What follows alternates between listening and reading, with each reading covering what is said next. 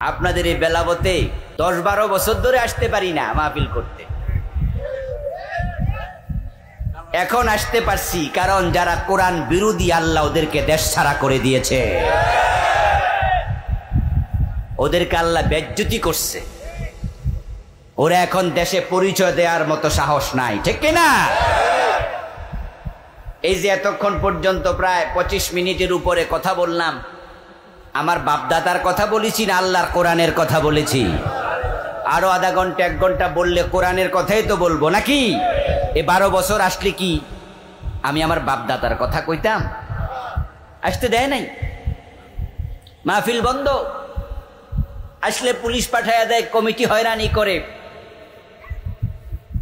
এই নরসিংদীর কয়েকটা উপজেলা আসতে পারি নাই, শিবপুর, মনোহরদী, বেলাবো, অথচ পাশের থানা এই পাকুন্দিয়া, এই কটিয়া দিতে গত বছর তার আগের বছর ওয়াজ করেছি দেদারসে।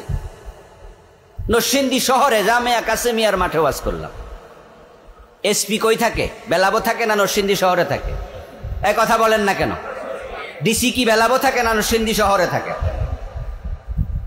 তা আমি অমুক দল করি, তমুক দল করি, আমি আসতে পারবো না। তো নরসিংদী ডিসি জানে না আমি কোন দল করি? তো ওখানে অনুমতি দিছে কেমনে? নরসিংদী শহরে এসপি থাকে, ওই এসপি জানে না আমি কোন দল করি, এসপি অনুমতি কিভাবে দিল? গোড়াশালে মাহফিল করি, সব জায়গায় করতেছি, সারা বাংলাদেশের কয়েকটা থানা। কিছু কিছু জালেম কথা বলতে দেয়নি, আমাকে এখানে দেয়নি, আরেকজনকে ওখানে দেয় না। কোরআনওয়ালা হক কথা যারা বলে তাদের সাথে দুশ্মনী করেছে। আল্লামা সাইদি রাহেমাহুল্লাহর মতো লোকটাকে 13টা বছর কোরআনের কথা বলতে দেয় নাই, জেলখানায় বন্দি করে রেখে দিয়েছে। উনার হাতে কয়েক হাজার কাফের মুসলমান হয়েছে। গত 13 বছর উনি বাহিরে থাকলে কি আরে কয়েক হাজার মুসলমান হতো না?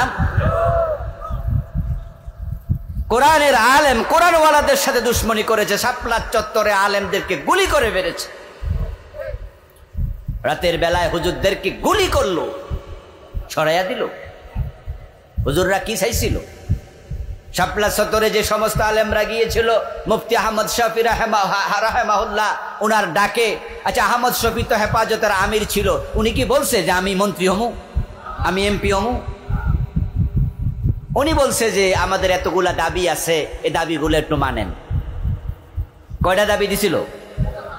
13 দফা। আচ্ছা 13টার মাঝে সরকার যদি বলতো আহমদ শফি সাহেব, হুজুররা আপনারা আসছেন ঢাকায়, আপনারা আলেম ওলামা মানুষ, ঠিক আছে, তো আপনাদের দাবি দাবাগুলো আমার গণভবনে আসেন, 2-4 জন আসেন, আইসা এই 13টা দাবি লিখিত দিয়ে যান, আমি মন্ত্রী পরিষদ নিয়ে মিটিং কইরা আমরা একটু গবেষণা করে দেখি কয়টা দাবি মানা যায়, যেগুলো মানার মতো আমরা মানবো, আর যেগুলো মানা যায় না আপনাদেরকে আমরা জবাব দিব। হুজুররা বাড়ি চলে যেত না? না, হুজুরদেরকে বলছে না এখনই চলে যান, থাকতে পারবেন না, চলে যেতে হবে। হুজুররা যায় না, হুজুররা বলছে না আমরা কেন যাব, এটা আমাদের দেশ, আমরা দাবি দাবা রাখতে পারি না, আপনি আমাদের প্রধানমন্ত্রী, আপনার কাছে তো দাবি আমরা দেব, আমাদের কথা শোনেন। সংবিধান থেকে আল্লাহর উপর আস্থা এবং বিশ্বাস আপনি কেন তুলে দিয়েছেন? এটা লাগান, আবার এটা মুসলমানের দেশ, আল্লাহর উপর আস্থা না থাকলে ঈমান থাকে? এটা করেন, তুলছেন কেন? ইত্যাদি ইত্যাদি ইত্যাদি। হুজুররা বলছে আমরা যাব না, এটা আমাদের দেশ, যাব কেন? ওনারা কয় যাবেন না, রাইতো টের পাবেন। আর রাত যখন গভীর হয়েছে তখন চারিদিক থেকে বাতি অন্ধকার করে গুলি দিয়ে আলেম ওলামাকে সেখান থেকে সরাইয়া দিছ। কতজন মরছে হিসাব আমরা আজ পর্যন্ত জানি না, কতজন গুলি খেয়েছে, পরে পালাইয়া গেছে। গর্ব করে বলে হুজুররা দৌড়াই দিছি, হুজুরদেরকে ঠেকাই দিছি, এই করছি ওই করছি। কোরআনের বিরুদ্ধে অবস্থান নেয়ার কারণে এই 52 বছরের মাথায় তোমরা এই দেশটা স্বাধীন করেছিলে, তোমাদের নেতৃত্বে দেশে একাধিকবার সরকার গঠন হয়েছে, কিন্তু আল্লাহ এতটা নারাজ হলো এ কোরআনের বিরোধিতার কারণে, এমন বেজ্জতি আল্লাহ করেছে, নিজে রান্না করা ভাত খেয়ে যাওয়ার টাইম আল্লাহ তোমাকে দেয় নাই।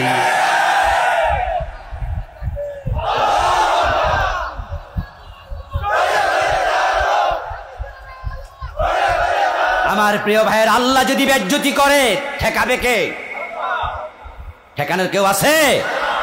ও তো ইজ্জু মান তাশা ও তো দিল্লু মান তাশা। এ কথাগুলো বলার পিছনে কারণ হচ্ছে আপনাকে বুঝাচ্ছি, আপনিও কোরআনের দুশ্মনী করবেন না জীবনে। এ 52 বছরে 53 বছরের বাংলাদেশে এত বড় শক্তিশালী সরকার আর কেউ গঠন করতে পারেনি। অতীতে যত সরকার ছিল সব সরকারের আমলে বিরোধী দল ছিল, কিন্তু গত 15 বছরে বিরোধিতা করার মতো আসলে কোনো দল ছিল না। যেই কথা কইছে হেরে ধরে নিছে, এমন পাওয়ারফুল নেতা। একজন তো বলছেই বাগে ধরলে ছাড়ে, উনি ধরলে ছাড়ে না। কি ক্ষমতা, কি শক্তি! কিন্তু দেখেন আল্লাহর সিদ্ধান্ত, দেখেন তার ক্ষমতা কত বেশি। ওনাদের বিরুদ্ধে কেউ কথা বলতে পারে না, বলার পরিবেশও নাই। বাস্তবেও তাই, আমরাও বলছি বলার জায়গা নাই, বললেই ধরে নিয়ে যায়। কিন্তু আমার আল্লাহ বলে হ্যাঁ আমি দেখছি। বাপেরা পারে নাই, দাদারা পারে নাই, ছোট ছোট বাচ্চাদেরকে রাস্তায় নামাইয়া দিছে, আবাবিলের মতো পোলাপান ঠেঙ্গাইয়া দিছে, এমন দৌড়ানি মারছে নিজের ঘরেও থাকতে পারে নাই। নিজের নিয়োগ করা সেনা প্রধান বলে ম্যাডাম 40 মিনিট 45 মিনিটের বেশি থাকা যাবে না, নিজের কাপড় চোপড় নিয়ে যাওয়ার সুযোগ পায় নাই। এখন গিয়ে কোথায় আছে 2-3 দিন ধরে নাকি খবরও নেই। ইন্ডিয়া বলছে বেরিয়ে যান, দুবাই গেছে, দুবাই সরকার বলছে ফিরে যান, দুবাই থেকে আবার ফিরে এসেছে। এত ক্ষমতা তোমার আজকে কই? দুনিয়া থাকার জায়গাটা পর্যন্ত কনজাস্টেড হয়ে গেল। কোথায় বলতে পারে না আমি অমক, বলার সুযোগ নাই। শুধু একা নয়, তার 300 এমপি একসাথে পলায়ে গেছে, ঠিক না? কেউ বলতে পারে না আমি অমক জায়গায় আছি। সবার মোবাইল অফ, কাউকে খুঁজে পাওয়া যায় না। এমন তো হওয়ার কথা ছিল না। আর আমরা তো এমনটা বলিও নি, আমরা তো এমনটা বলিনি। এদেশের ছাত্ররা যে দাবি করলো, কি দাবি করলো? কোটা আন্দোলন করলো, তারপরে বৈষম্য বিরোধিতার আন্দোলন করলো, তারপরে 9 দফা দাবি করলো, তারপরে 9 দফারে কয় দফা বললো মনে আছে তো? এই তো কয়দিন আগের কথা। 9 দফা কয় দফা হলো? আচ্ছা, 1 দফাটা কি ছিল? এ দেশ থেকে চলে যান না পদত্যাগ? আপনারা যাইতে কইছে কেডা? কারণ আন্দোলনকারীরা তো বলে না চলে যান, তারা বলেছে পদত্যাগ। কিন্তু আপনি চলে গেছেন, এর কারণ হচ্ছে আপনি জানেন যে এমন কাজ করেছেন, এই কাজের রেজাল্ট ভালো হবে না। কলিজার ভিতরে আল্লাহ এমন ভয় ঢুকাইয়া দিছে, যেই দেশে 15 বছর কোরআনের কথা ওপেন বলতে দেশ নাই, ওই দেশে তোদেরকে থাকতে দেয়া হবে না। নিজে পলাইয়া গেছে।